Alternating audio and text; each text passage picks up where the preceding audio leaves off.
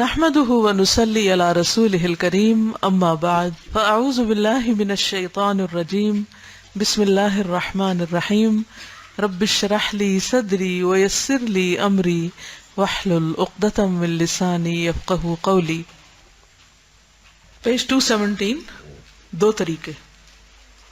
ان عبد الله بن عمرو قال قال رسول الله صلى الله عليه وسلم لا يؤمن احدكم حتی یکون ہواہ تبعا لما جئت بہ. حضرت عبداللہ ابن عمرو کہتے ہیں رضی اللہ عنہ کہ رسول اللہ صلی اللہ علیہ وسلم نے فرمایا تم میں سے کوئی شخص مومن نہیں ہو سکتا. واقعی مومن ہی نہیں وہ کون؟ یہاں تک کہ اس کی خواہشات اس چیز کے تابع ہو جائے جو میں لایا ہوں. اس حدیث سے معلوم ہوتا ہے کہ دنیا میں عمل کرنے کے دو طریقے ہیں. ایک ہے ہوا، اپنی خواہش پر عمل کرنا، اور دوسرا ہے ما جاء بہ الرسول، پیغمبر کے لائے ہوئے دین پر عمل کرنا. آپ کے سامنے ایک حق آیا، آپ کے دل نے گواہی دی کہ یہ حق ہے، مگر اسی کے ساتھ شعوری یا غیر شعوری طور پر یہ احساس پیدا ہوا کہ اگر میں اس حق کا اعتراف کر لوں تو میرا درجہ نیچا ہو جائے گا، دنیا میں میرا سٹیٹس کم ہو جائے گا. اب اگر آپ نے حق کو مان لیا تو آپ نے ما جاء بہ الرسول پر عمل کیا، اور اگر آپ نے حق کا انکار کیا تو آپ نے اپنی ہوا کی پیروی کی، یعنی خواہش نفس کی. ایک شخص نے آپ کے اوپر تنقید کی، اس سے آپ کی انا کو چوٹ لگی، آپ برہم ہو گئے.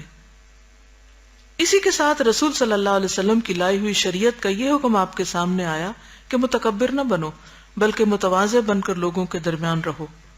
اب اگر آپ نے تنقید کے جواب میں تواضع کا انداز اختیار کیا، یعنی دوسرے کی تنقید سن لی، خوش دلی سے قبول کر لی، تو آپ نے ما جاء بہ الرسول پر عمل کیا.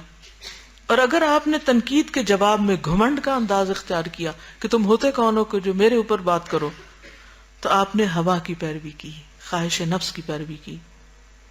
ایک شخص کے کسی رویے سے آپ کو شکایت پیدا ہوئی، ہوتی ہے نا، ہر وقت ہمیں دوسروں سے کوئی نہ کوئی گلہ رہتا ہے. آپ مشتعل ہو گئے. اس وقت آپ کے سامنے شریعت کا یہ حکم آیا کہ لوگ اشتعال انگیزی کریں تب بھی تم صبر اور اعراض کا طریقہ اختیار کرو. اب اگر آپ نے اشتعال کے باوجود صبر کیا تو آپ نے ما جاء بہ الرسول پر عمل کیا، اور اگر آپ مشتعل ہو کر فریق ثانی سے لڑنے لگے تو آپ نے ہوا کی پیروی کی. یہی معاملہ پوری زندگی کا ہے. ہر معاملہ جو آدمی کے ساتھ پیش آتا ہے اس میں اس کے لیے دو میں سے ایک رویہ اختیار کرنے کا موقع ہوتا ہے. ایک رویہ اختیار کرنے کے بعد وہ خدا کے یہاں مومن لکھ دیا جاتا ہے، اور دوسرا رویہ اختیار کرنے کے بعد غیر مومن.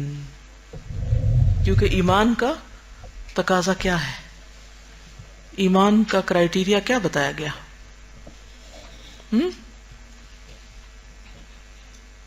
کہ ایمان اس کا ہے جو ما جاء بہ الرسول کی پیروی کرے اور اپنی خواہش نفس کو پیچھے چھوڑے. ہم ہر وقت اپنے بارے میں سوچتے رہتے ہیں ہمیں کیا ٹھیک لگا، کیا اچھا لگا. جی ہاں، اپنی میں کو، اپنی پسند، اپنی مرضی کو آگے نہیں رکھنا بلکہ اس کو جو اللہ رسول نے پسند کیا ہے. یہی تو ہمارا امتحان ہے، اسی کے لیے تو ہم پیدا کیے گئے، یہی تو ہمارا ٹیسٹ ہے. لنبلوکم ایکم احسن عملا. کیا احسن عمل ہے ہمارا؟ فتنے فساد کریٹ کرتی ہے. بالکل. آپ کہیے کچھ کیا سیکھا آپ نے؟ ہاں بولے. عملی زندگی سے کوئی مثال دے. مثلاً 1 سال آپ نے پڑھا ہے، اب آپ تھک چکے ہیں، دل کیا چاہتا ہے؟ آرام کرے. یہی چاہتا ہے نا، سچ بات ہے. سبھی تھک جاتے ہیں، سارا دن جیسے کام کر کے تھک جاتے ہیں تو دل چاہتا ہے رات کو آرام کرے. سال بھر آپ نے پڑھا، اب آپ چاہتے ہیں آپ آرام کریں، ریلیکس ہوں.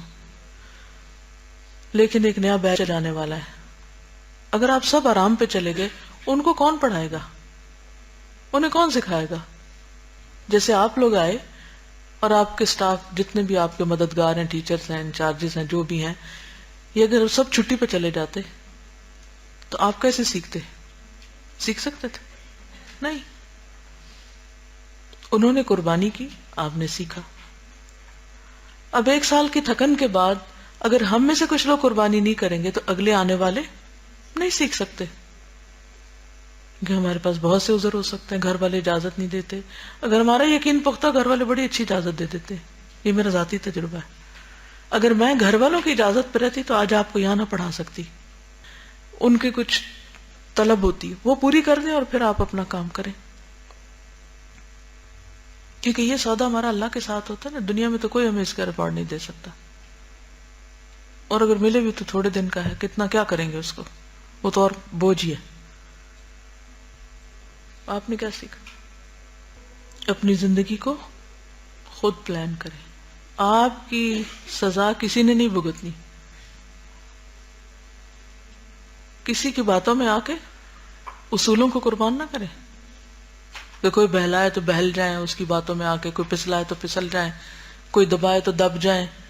اپنی بھی کوئی سوچ پیدا کریں، خاموشی اختیار کی جائے. ٹھیک ہے، اس کا معاملہ اس کے ساتھ کر لے. وہ سچ سامنے آ ہی جائے گا، حق پتہ چل ہی جائے گا. اگر دنیا میں کسی وجہ سے نہیں بھی پتہ چلتا، آخرت میں چلے گا. تو اس لیے فکر کی ضرورت نہیں. میرے بارے میں لوگ پتہ نہیں کیا سے کیا باتیں کرتے رہتے ہیں. ہر دوسرا بندہ ایک اپنا کوئی نظریہ رکھتا ہے. مجھے کبھی فکر نہیں ہوئی، اس لیے کہ نہ تو وہ میرے رازق ہیں، نہ وہ میرا کچھ بگاڑ سکتے ہیں، نہ مجھے کوئی فائدہ پہنچا سکتے ہیں.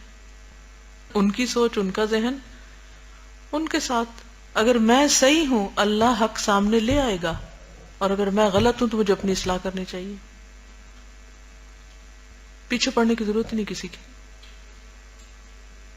ہم کہتے ہیں نہیں میں اپنی صفائی پیش کروں گی یا سچا ثابت کروں گی اپنے آپ کو. اس طرح کوئی سچا نہیں ہوتا. جی آپ کچھ کہنا چاہیے؟ ایکسپٹنس کی فکر نہ کیا کریں.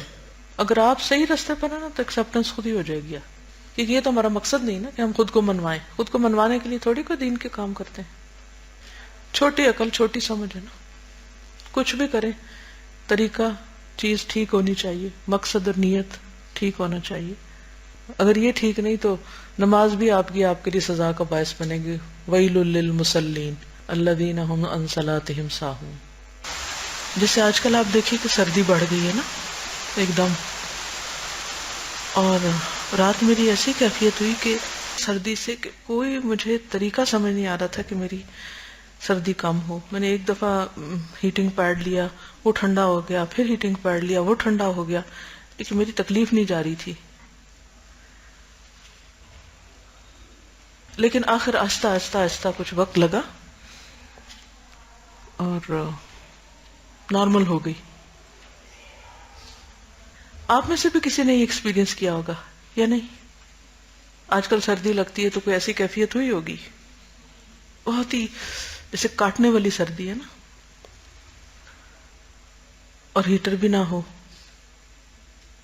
بستر بھی ٹھنڈا ہو اور جسم بھی ٹھنڈا ہو، لیکن پھر بھی ایک امید ہوتی ہے کہ اچھا گرم چیز پی لیتے ہیں یا گرم چیز تاپ لیتے ہیں یا کسی بھی طرح اس کیفیت سے نکل آئیں گے. لیکن اگر کوئی امید ہی نہ ہو کہ یہ ختم ہونا ہی نہیں تو سوچیے اس وقت کیا ہوگا. پھر عام طور پر جب مجھ پر ایسی کوئی کیفیت آتی ہے تو میں سوچنے لگتی ہوں کہ پکڑے رکھے جب تک توبہ نہ کرے. کیونکہ بچوں کے لیے سب سے بڑی سزا کیا ہے کہ ان کو بھاگنے سے روک دیا جائے. یہ ٹپس میں آپ کے ساتھ اس لیے شیئر کرتی ہوں کہ آپ بھی مائیں بننے والی ہیں، اور بہت سی عورتوں کو یہ نہیں ڈیل نہیں کرنا آتا بچوں کے ساتھ، اور وہ پھر روتی ہیں، چلاتی ہیں، اپنے آپ کو پیٹتی ہیں، بچوں کو بد دعائیں دینے لگتی ہیں، کوستی ہیں، لیکن they don't know how to deal with this situation. So you should know.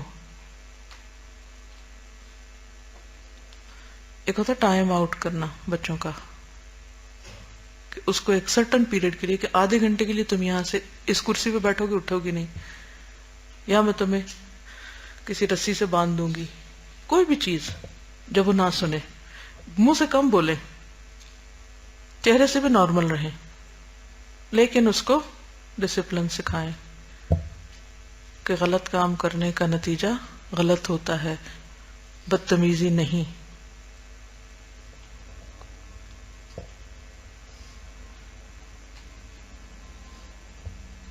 تو بات میں یہ کر رہی تھی کہ جب کبھی ہم پر ایسی کیفیات آتی ہیں جب ہم بہت ہی بے چین، تکلیف میں پریشان، کسی جسمانی تکلیف کی وجہ سے، کسی انسان کی وجہ سے جو ہمارے آس پاس ہمیں ستا رہا ہو، یہ ساری کیفیات گزر جاتی ہیں، لیکن یہ سب کچھ ہمارے لیے سیکھنے کا ایک موقع بھی ہوتا ہے۔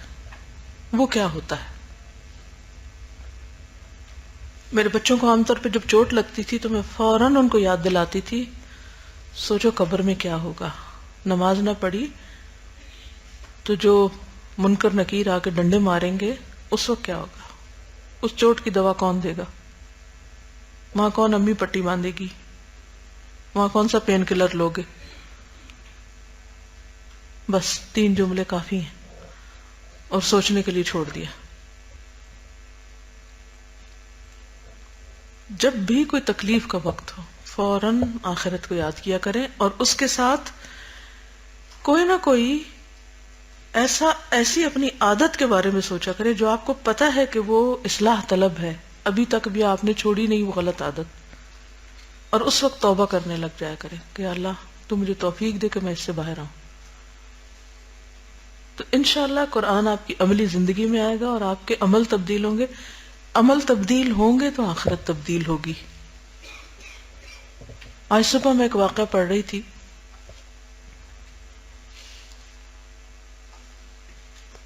تاریخ کا، جب غلامی کا دور تھا، کہ ایک شخص لکھتا ہے کہ میری ایک لونڈی تھی یا غلام عورت تھی جو بہت ہی نیک اور عبادت گزار اور اطاعت گزار عورت تھی، اور وہ اللہ کے ڈر سے بہت روتی تھی۔ تو میں نے اس سے کہا کہ تم اتنا اپنے آپ کو کیوں پریشان کرتی ہو، اللہ بڑا مہربان ہے، اچھی امید رکھو۔ یعنی ہمیں بھی عام طور پہ لوگ کہتے ہیں don't take it too serious, take it easy, اتنی فکر کی کیا ضرورت ہے، چھوٹی چھوٹی باتوں پہ تم لوگ اتنے فکر مند ہو جاتے ہو کہ آخرت میں کیا ہوگا۔ تو اس نے کہا کہ اگر دنیا میں آپ کے ساتھ یہی رویہ اختیار کروں کہ صرف آپ سے اچھی امیدیں رکھوں اور آپ کا کوئی کام نہ کروں، آپ کی کوئی بات نہ مانوں، تو کیا میرے لیے سب آسان رہے گا؟ کیا آپ اپنے لیے گوارا کریں گے؟ تو اگر دنیا میں نہیں تو آخرت میں کیسے کہ اس بڑے رب کے لیے ہم اس کا حکم نہ مانیں، اس کی اطاعت نہ کریں، اس کی فرما برداری نہ کریں، اس نے جو کچھ ہمیں کرنے کو کہا وہ نہ کریں، اور ہم امن سے چین سے بیٹھ جائیں کہ سب ٹھیک ہو جائے گا، کوئی اتنی پریشانی کی ضرورت نہیں، اتنی محنت کی ضرورت نہیں، اتنی فکر کی ضرورت نہیں۔ تو اس شخص کو بات سمجھ آ گئی کہ میں اپنے حق کے لیے تو اتنا کانشیس ہوں کہ میں نے اس کو خریدا ہوا ہے، یہ میری غلام ہے، اس کو ایک ایک چیز کیا کرنی چاہیے، بالکل ٹھیک کرنی چاہیے۔ لیکن اللہ کے معاملے میں جب ہم سوچتے ہیں تو کیا کرتے ہیں؟ دنیا میں اگر ہمیں کسی جاب پہ جانا ہو تو ہم کیا کرتے ہیں، اور جب ہمیں دین کے کسی کام کے لیے نکلنا ہو تو ہم کیا کرتے ہیں؟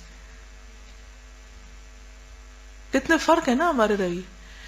4 پیسوں کے لیے تو ہم انتہائی پنکچوئل، لیکن آخرت کی جزا اور ریوارڈ کے لیے ہم انتہائی کیئر لیس، کہ ڈونٹ ٹیک اٹ سیریس، اتنا کیا بڑا مسئلہ ہے، ہو جائے گا۔ یہی وجہ ہے کہ آج دین کا حال کیا ہے، اور لوگ جو دنیا بنانے والے ہیں انہوں نے دنیا کیسی بنا لی۔ جو میں نے ہوش سنبھالا بڑی ہوئی تو ایک چیز میرے سامنے آئی اور اس نے مجھے چونکا دیا۔ جب پہلے میں پاکستان میں تھی تو میں نے دیکھا اچھا ہمارے ملک میں یہ ہوتا ہے، میں نے سمجھا یہی زندگی ہوتی ہے، ایسے ہی ہوتا ہے سب کچھ، کہ کلچر ہے، چھٹی کے پیچھے لگے رہتے ہیں، چھٹی ہو، شام کو بھی ہماری شام میں اس سے باتیں کر، اس سے وہ آ گیا، اس کے گھر چلے گئے۔ کیونکہ میں اپنے گھر کے باہر دیکھتی تھی، شام ہوتی تھی تو گاڑیاں آ رہی ہیں جا رہی ہیں، کوئی اس گھر میں جا رہا ہے، کوئی اس گھر میں جا رہا ہے، لوگ شام کی چائے پہ لوگوں کو بلا رہے ہیں، ایک مجلسیں لگی ہوئی ہیں۔ شام کا تھوڑا اندھیرا ہوتا، اسٹریٹ میں واک کرتی تو دیکھتی کہ ڈرائنگ رومز کی روشنیاں جل رہی ہیں، لوگوں کی مجلسیں سجی ہوئی ہیں، انجوائمنٹ ہے، بیٹھے ہیں لوگ، بیٹھے ہیں۔ تو میں سمجھتی تھی کہ یہی زندگی ہوتی ہے. لیکن جب مجھے باہر جانے کا اتفاق ہوا، باہر جا کے پڑھنے کا، تو میں نے دیکھا کہ برف بھی پڑ جائے تو لوگ چھٹی نہیں کرتے، بارش بھی ہو تو لوگ چھٹی نہیں کرتے، الیکشن ہو وہاں چھٹی نہیں ہوتی، بہت لمیٹڈ محدود سی چھٹیاں سال میں. لائبریریاں ہیں تو رات بھر کھلی رہیں گی، بعض لائبریریاں رات رات کھلی رہتی تھی. تو یہ کیوں، فرق کیا ہے؟ پھر پہلے تو ہم سوچتے ہیں نا کہ اچھا ہمارے ملک میں بوڑھوں کا حال یہ ہے، یہاں تو بڑے اچھے بلے چلتے پھرتے ہیں.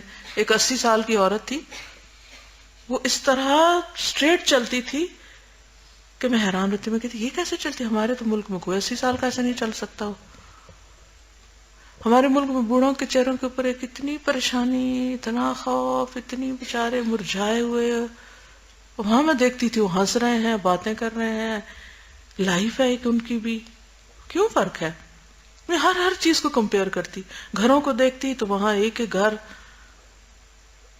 ایک خاص سٹینڈرڈ مینٹین کرتا ہے، یہاں گھروں کا حال خراب، ادھر سے چھت ٹپک رہی ہے، ادھر سے وہ چیز ٹوٹی ہوئی ہے، ادھر سے یہ خرابی. گاڑیوں کو دیکھتی تو وہاں ہر گاڑی صاف ستھری نظر آتی، یہاں کا سوچتی تو آپ کے ہاں سامنے ہے تصویر. ایسا کیوں ہے؟ پھر کچھ اور مجھے اسلامی ملکوں میں جانے کے اتفاق ہوا، وہاں بھی حال یہی تھا. پھر میں نقشہ لے کر بیٹھی، لٹریسی ریٹ دیکھا تو میں سمجھتی تھی کہ صرف ویسٹ جو ہے وہی ترقی کر رہا ہے. پھر جب میں نے پڑھنا شروع کیا، دیکھنا شروع کیا، تو ایسٹ میں بھی کوریا، جاپان، تائیوان، یہ سب کہیں پہنچ رہے ہیں. اور وہاں بھی جو مسلمانوں کے ملک ہیں ادھر بھی یہی حال ہے جو ہمارا حال ہے. تو پورے گلوب پر مجموعی طور پر جہاں جہاں مسلمان ہیں وہاں وہاں لٹریسی ریٹ کم ہے، جہالت کا دور دورہ ہے، لائف سٹائل جو ہے وہ سب سٹینڈرڈ ہے. کیوں ایسا؟ اب ہم دیکھتے ہیں کہ ہمارے ساتھ جو انڈیا ہے وہ کس طرف جا رہا ہے اور ہم کدھر پہنچ رہے ہیں، ہم کہاں گر رہے ہیں. اسرائیل کو آزادی ہمارے ساتھ ساتھ ملی، وہ کہاں پہنچ گیا ہے. جاپان نے پچھلے چند سالوں میں کتنی ترقی کی، ہم نے کیوں نہیں کی؟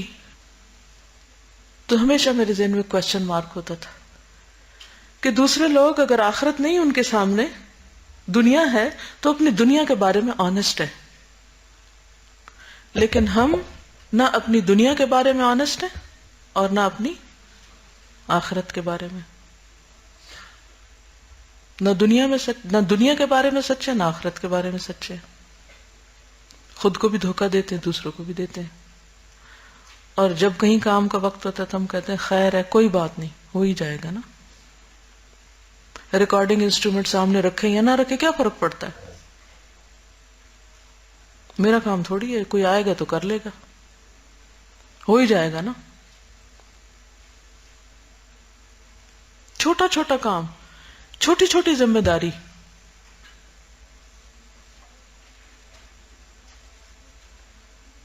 تو نتیجہ کیا ہوگا؟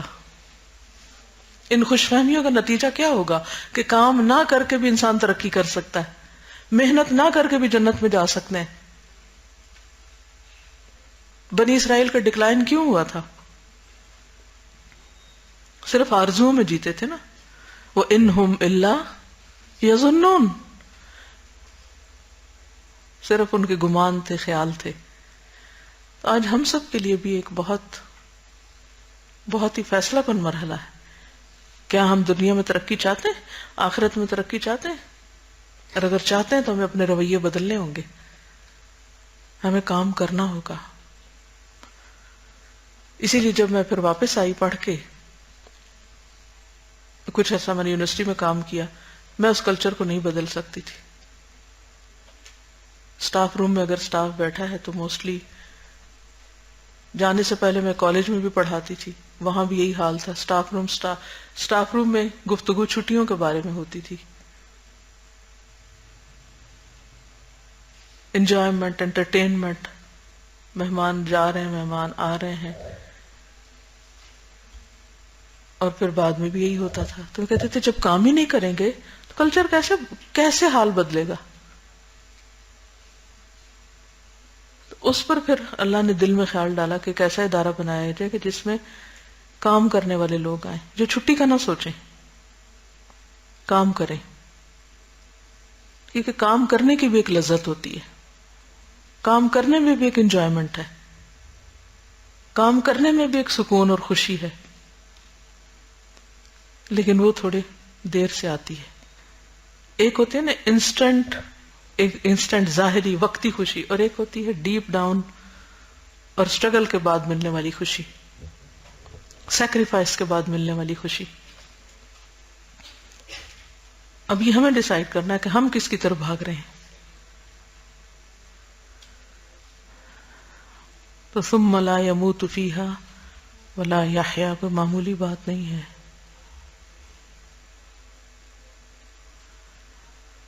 جی جی کے مرنا اور مر مر کے جینا، یعنی جیتے جی مرنا. جی رہے ہوں گے لیکن مر رہے ہوں گے، لیکن موت نہیں آئے گی. وَيَأْتِيهِ الْمَوْتُ مِنْ كُلِّ مَكَانٍ وَمَا هُوَ بِمَيِّتٍ. یہ ساری باتیں ایسی ہیں کیونکہ انسان کے ایکشنز، اس کی سوچ، اس کی بول، یہ سب اس کے سب کانشیس کے اندر جو چیز بیٹھی ہوئی ہوتی ہے اس کا پرتاؤ ہوتے ہیں، اس کا ریاکشن ہوتے ہیں. جس چیز کے بارے میں ہمارا جتنا یقین پختہ ہو جاتا ہے اتنا ہی زیادہ ہم اس کے بارے میں پھر قربانیاں کرنے لگتے ہیں. اسی کے مطابق ہماری گفتگو ہوتی ہے، اسی کے مطابق ہماری چال ہوتی ہے، اسی کے مطابق ہمارے اٹھنے بیٹھنے اور محنت کی عادت ہوتی ہے. صحابیات میں یہ چیز کیوں تھی، ہم میں کیوں نہیں؟ فرق کس چیز کا ہے؟